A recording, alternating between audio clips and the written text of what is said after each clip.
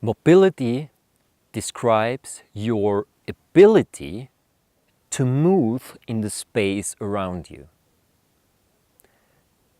So mobility in terms of a physical form, like for instance a human being or an animal, is defined by the abilities of the form itself. Which movements are possible in the joints? Which range of movement is possible?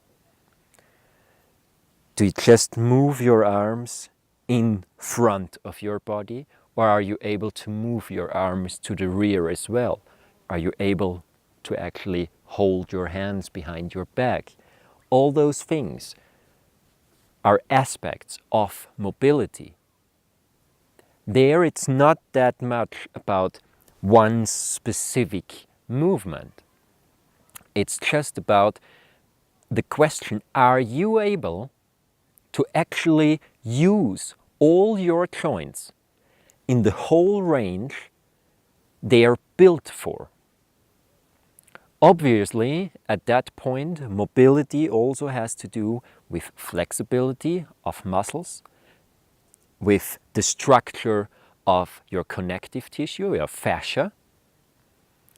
And all those aspects come together with one more, your coordinative ability, meaning with your ability from your brain, from your mind, to actually tell the muscles how to do those movements. Now just take a short, closer look into a muscle. A muscle, tendons, they all have sensory organs in them that tell the brain where the muscle is, how tense it is, how long it is, what's the position of the joint, how much pressure there is in the joint. Those sensory organs are in the muscles, in the joints, in the tendons, and partially also in the fascia, in the connective tissue. Those sensory organs are called proprioceptors. The point being, the more proprioceptors are coordinatively connected, consciously connected to your brain in an active way, the more mobile you will be. Because as long as you didn't have any injury that actually damaged the bone structure of the joint itself, the mobility of the muscle depends on the coordinative ability from your brain, how it can use your muscle, and from the tension that actually lies within the muscles, and the connective tissue, the fascia. That's not to be forgotten because they are very important structure as well. They are a passive structure. They can't actively contract like a muscle, for instance. But the fascia, they store physical impulses. So, for instance, when you got hit, you had an accident, you stumbled with your bike and just fell down or something like that, and your connective tissue wasn't reset therapeutically, then this impulse is probably still stored in the connective tissue. Those stored impulses create a more dense and a more contracted connective tissue structure. And that is one of the limiting aspects of movement. Talking about muscles themselves, something like, oh, my muscles are so short. That's just a saying. Your muscles don't get shorter over time. What does happen is that your coordinative ability becomes less and less if you use your muscle wrong or you don't use it at all.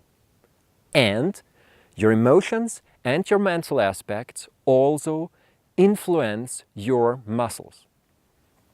So tensions that are created by emotional impulses, emotions are a very physical thing that your mind once learned to name, to give it a name.